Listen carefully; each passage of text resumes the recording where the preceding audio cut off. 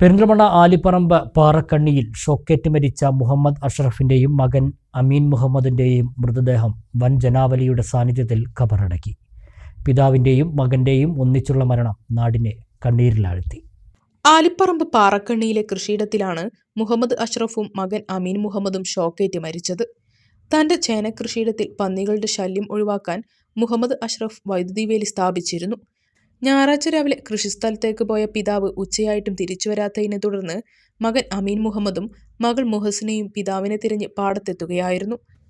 പാടത്ത് ഷോക്കേറ്റ് കിടന്നിരുന്ന പിതാവിനെ രക്ഷിക്കാനുള്ള ശ്രമത്തിനിടെ അമീൻ മുഹമ്മദിനും ഷോക്കേറ്റു. ഇരുവരെയും നാട്ടുകാർ പെരിന്തൽമണ്ണയിലെ ആശുപത്രിയിൽ എത്തിച്ചെങ്കിലും മരണം സംഭവിച്ചിരുന്നു. പെരിന്തൽമണ്ണ ജില്ലാ ആശുപത്രിയിൽ തിങ്കളാഴ്ച ഉച്ചയോടെ പോസ്റ്റ്മോർട്ടം നടപടികൾ പൂർത്തിയാക്കി. 1:30 മണിയോടെ മൃതദേഹങ്ങൾ ആലിപ്പറമ്പ് പാറക്കണ്ണിയിലെ വസതിയിലേക്ക് 2 ആംബുലൻസുകളിലായി കൊണ്ടുവന്നു. ഇവിടെ 1 മണിക്കൂർ പൊതുദർശനത്തിന് വെച്ചു.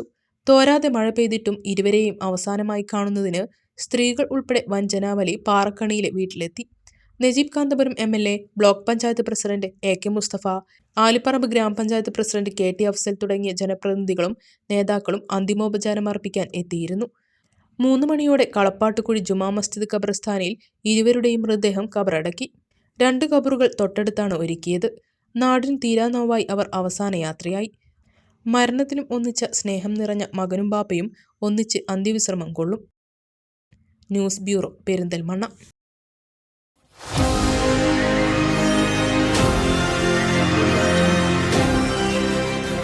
കൂടുതൽ വാർത്തകളും വിശേഷങ്ങളും അറിയാൻ പേജ് ലൈക്ക് ചെയ്യൂ.